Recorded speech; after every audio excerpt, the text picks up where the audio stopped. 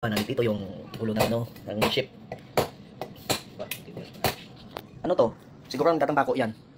Yung ngipin, no? Gumagamit ng tabako siguro to. Yung nagagamit ng mga ano ba, ibang iba.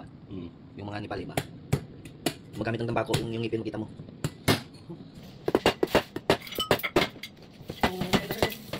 Wonderful.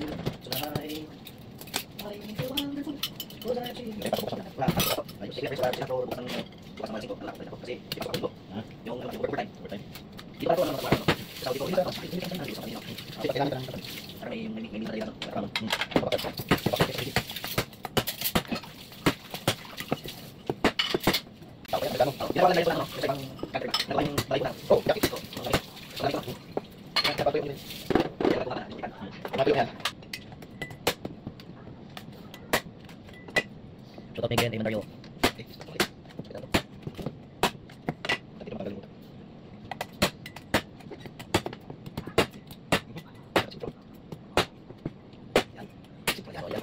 Wow,